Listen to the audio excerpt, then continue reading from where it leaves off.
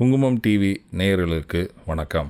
நமது குங்குமம் டிவியில் புரட்டாசி மாதத்தின் சிறப்புகள் என்னவென்று இப்பொழுது பார்க்க போகிறோம்.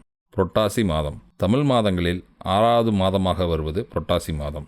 சூரியன் கன்னிராசியில் பயணிக்கும் காலம்தான் புரட்டாசி என்று அழைக்கப்படுகிறது. புரட்டாசி மாதத்திற்கு பல சிறப்புகள் உண்டு. காக்கும் கடவுளான மகாவிஷ்ணுவுக்கு உரிய மாதம்தான் புரட்டாசி மாதம். இப்பொழுது நாம் முதலில் புரட்டாசி மாதத்தில் பெருமாள் வழிபாட்டை பற்றி பார்க்க போகிறோம். அதற்கு முன்பாக நமது சேனலை சப்ஸ்கிரைப் செய்யாதவர்கள் சப்ஸ்கிரைப் செய்து கொள்ளவும்.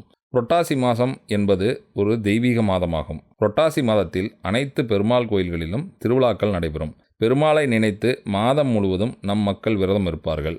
மாதம் முழுவதும் விரதம் இருக்க முடியாதவர்கள் புரட்டாசி மாதத்தில் வரும் சனிக்கிழமைகளில் விரதம் இருந்து பெருமாளை வழிபட்டால் நல்ல பலன் கிடைக்கும். புரட்டாசி மாதத்தில் பெருமாளை விரதமிருந்து வணங்குவோருக்கு புண்ணியம் தரும் மாதமாகும். புரட்டாசி மாதத்தில் திருமலை திருப்பதியில் வெங்கடாஜலபதியை காண கூட்டம் அலைமோதும்.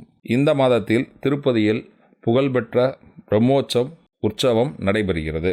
சிலர் புரட்டாசி மாதத்தில் தங்கள் ஊரிலிருந்து கூட்டமாக திருப்பதி வெங்கடாஜலபதியை காண நடந்தே திருப்பதி திருமலைக்கு செல்வார்கள். நீங்கள் திருப்பதிக்கு போய் வெங்கடாஜலபதியை தரிசனம் செய்ய முடியவில்லை என்றால் விரதமிருந்து வீட்டில் பெருமாளின் படம் வைத்து பூமாலை சூட்டி துளசியால் பெருமாளை அர்ச்சிப்பது நல்லது. பச்சரிசி மாவில் விளக்கு செய்து நெய்பீபம் ஏற்றி பிறகு கற்பூரம் ஏற்றி தேங்காய் உடைத்து பெருமாள் படத்திற்கு முன் வைத்து வீட்டில் உள்ள அனைவரும் தலைக்கு மேல் இருகரம் கூப்பி கோவிந்தா கோவிந்தா என்று உச்சரிக்க வேண்டும். திருமலை திருப்பதியில் பெருமாளின் பல பெயர்களை விட கோவிந்தா கோவிந்தா என்ற பெயர் ஏன் உச்சத்தில் ஒலிக்கிறது என்று தெரியுமா? அந்த பெயருக்கு ஒரு தனி சிறப்பு உண்டு. கோவிந்தா என்பது விஷ்ணுவின் முக்கியமான 12 பெயர்களில் 4வது பெயராகும். கோவிந்தா கோவிந்தா என்று பெருமாளை சொல்லி அழைத்தால் பெருமாள் நமக்கு உதவுவதற்கு ஓடோடி வருவார் என்பது ஐதீகம்.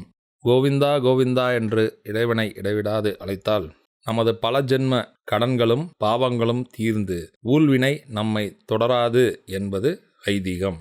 பெருமாள் படத்திற்கு முன் இப்படி செய்தால் உங்கள் வீட்டில் வறுமை நீங்கி செல்வம் செழிக்கும். திருப்பதி திருமலைக்கு செல்ல முடியாதவர்கள் முடிந்தவரை உங்கள் வீட்டுக்கு அருகில் உள்ள பெருமாள் கோயிலுக்கு சென்று வழிபடுவது உங்களுக்கும் உங்கள் குடும்பத்திற்கும் நல்ல பலனை தரும். புரட்டாசி மாத சனிக்கிழமையில்தான் சனி பகவான் அவதரித்தார் என்பது இந்த மாதத்தில் இன்னொரு சிறப்பு.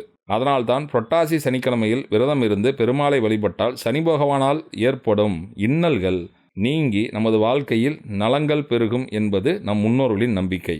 ஜாதக அமைப்பின்படி சனி மற்றும் புதன் திசை நடப்பவர்கள் எள்ளெண்ணெய் அதாவது நல்லெண்ணெய் விளக்கேற்றி திருமாலை வழிபட்டால் உங்களுக்கு ஏற்படும் தடைகள் நீங்கும்.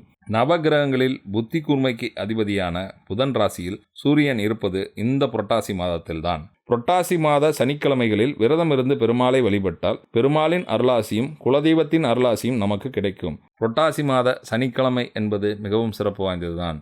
அதே நேரத்தில் புரட்டாசி மாத திங்கட்கிழமை மற்றும் புதன்கிழமை பெருமாள் வழிபாட்டிற்கு மிகவும் உகந்த நாள் என்பது பலருக்கும் தெரியாத செய்தி. புரட்டாசி மாதத்தில் சனி திங்கள் புதன் இந்த 3 நாட்கள் விரதமிருந்து பெருமாளை வழிபடுவதால் தேவி மகாலட்சுமியும் மகிழ்ச்சி அடைவாள். அதனால் அன்னை மகாலட்சுமி அருளால் உங்கள் வீட்டில் செல்வ வளம் பெருகும். புரட்டாசி மாதத்தில் பெருமாளுக்கு நேர்த்திக்கடன் காணிக்கை செலுத்துவது மிகவும் நல்ல பலனை தரும். இப்படி பல்வேறு சிறப்புகள் கொண்ட புரட்டாசி மாதம் பெருமாளுக்கு மட்டுமின்றி அம்மனுக்கும் மிகவும் உகந்த மாதமாகும்.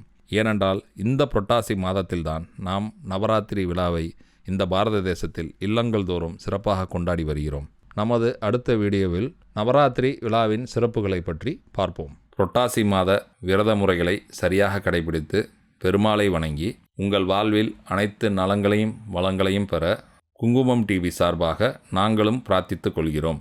ஆன்மீகம் பற்றிய உங்களுக்கு வேறேதேனும் தகவல்கள் வேண்டுமென்றால் அதை பற்றிய சந்தேகங்களையும் தகவல்களையும் கீழே கமெண்ட் பாக்ஸில் உள்ளீடு செய்யுமாறு கேட்டுக்கொள்கிறோம். நன்றி, வணக்கம்.